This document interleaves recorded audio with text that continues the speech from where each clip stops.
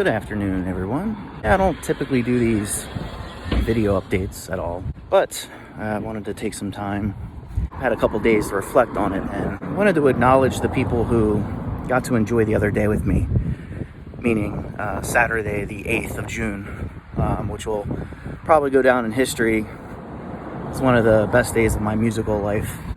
I know I mentioned to a couple of people that I can now retire as a musician happy after that day. But for those of you who don't know, it all kind of started a few months ago when my friends in the punk band The Mad Splatter, which if you haven't heard them before, you should really check them out. They asked me and a few of their other friends to be in a music video for their song called Zombie vs. Vampire. And it was a Ghostbusters theme. And if you know me, you know very well, I'm just a giant Ghostbusters fanatic. So we showed up at this really badass abandoned school somewhere in the bowels of Philadelphia. And we spent all day filming. And I got to know the people on set so well that day. We just created something magical. Can't really put my finger on what the recipe was, but whatever the ingredients were that day, it made a 5-star dish. And you can see it for yourself. I'll put a link, obviously, somewhere in relation to this post. But anyway, this year happens to be the 40th anniversary of Ghostbusters. Every year over at the real-life Ghostbusters Firehouse on Moore Street in New York City in Manhattan, they do a little gathering of Ghostbusters fans to celebrate. And with this year being the 40th, they wanted to go a little bit bigger than they have in years past. Lo and behold, they wanted the Mad Splatter to play at the event. So Justin from the Mad Splatter reached out and invited me to be a part of the event in some way. And at first we weren't sure what that meant, but whatever it was, I just felt so unbelievably privileged to be asked that. So with that, one thing led to another, and they had asked me if I wanted to play bass at the show. So I said yes, absolutely.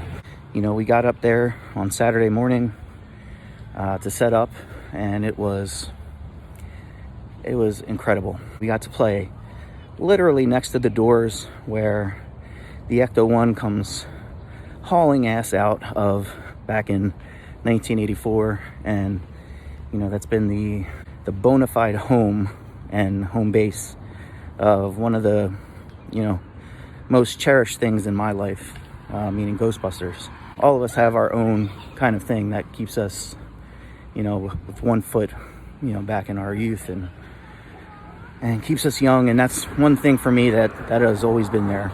To be a part of that was just something insanely special. You know, my son was trying to estimate how many people were there, and it was a little hard, you know, because it was like a couple of blocks were just filled to the brim. After going back and looking at all the videos, it looks like probably about 1,000 people were out on the streets, either lined up, waiting to get into the party, or were at the party. We saw Slimer and Muncher, and we saw people dressed as the Stay Puft Marshmallow Man. To be able to stand there and kind of address a crowd of that size. What is up, New York City? Filled with fans and people who appreciate something that means so much to me. And to stand there with my friends in the Mad Splatter and get to do something that is just part of my soul, which is playing music. I couldn't think of any other way that I would want to spend a day. Except for one thing, which is getting to celebrate a member of my amazing family who supports me every step of the way. My family is just incredible. It just so turns out one of my children shares a birthday with Ghostbusters. So her birthday is June 8th as well.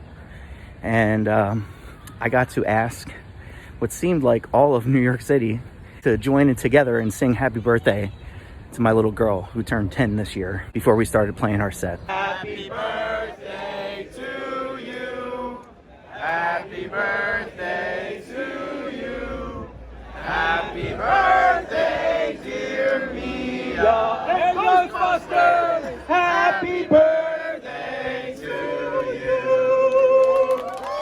which it just blows my mind. I'm sure it blew her mind. She was, she was a little taken aback by it, but in a good way. You're standing in front of 1,000 people at 10 years old.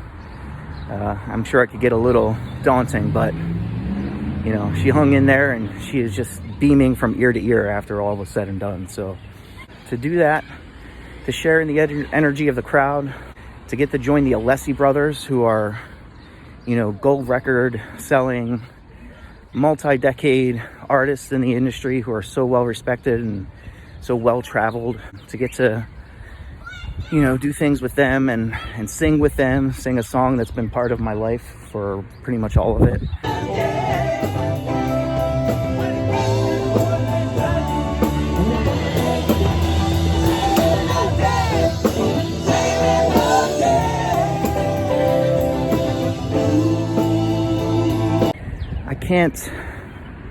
I'm talking a lot, but I feel like the words that I'm sharing are still not enough. It's hard to find exactly what to say. I can really convey how much it means and how much I appreciate being able to be a part of that moment. I'll never forget it. It is something that will literally be part of the fabric of who I am for the rest of my life.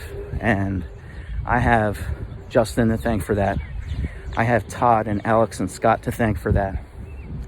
I have the people who support me and who support the Mad Splatter to thank for that. And, all the friends we made along the way, like the Philadelphia Ghostbusters, the Delco Ghostbusters, the people who put on the event, the Buffalo Ghostbusters, of course, Ladder 8 for, turning their working fire station that they are legit working out of day in and day out to keep New York safe. They allow that space to be somewhere for us to congregate and to show our appreciation and love. It just really means so much, and I just want to thank everyone involved for that. It's something I will never forget. That's basically the end of that particular chapter of the story. Right after that, we packed up our stuff. I got dressed out of my Ghostbusters gear, and I drove from New York City to Newark, Delaware, to Midnight Oil Brewing Company, and I got to spend the evening playing an all-nighter with Jersey Calling, which, as you all know, is my dream band. It's a band I never thought that I would be able to be a part of, but I am, and I can't believe it, and it's incredible. The Jersey Calling family is just that. The fact that I get to share the stage with them on a regular basis, the fact that I got to drive down to Delaware and end literally the most perfect day for me as a musician, playing all night with them, getting to share the stage with another good friend of mine, Ryan Coleman, and Brittany Coleman too. She got to join us as well, but Ryan got to perform his art in front of everyone on Saturday as well. We went for a little after party across state lines in Maryland at the Waffle House. So I got to spend my entire Saturday in 4 different states doing things that I love, which is spending time with my family, spending time with my friends, and playing music. And I wouldn't be able to say those things without the people in my life that mean so much to me. So thank you from the bottom of my heart, especially you, Justin, for reaching out to me, for being a friend that, thought of me during a time where you had an opportunity given to you and, to those close to you, but you still thought of me during that. And I just think that is an incredible part of your character, and I can't ever thank you enough for that. So yeah, that was my Saturday. How was yours?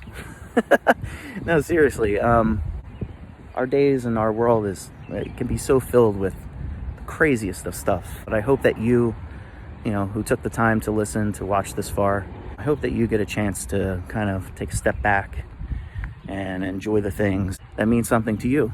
Get away from the day-to-day rigors of work, or caring for the house, or what have you, and to really just enjoy what life can offer in that way.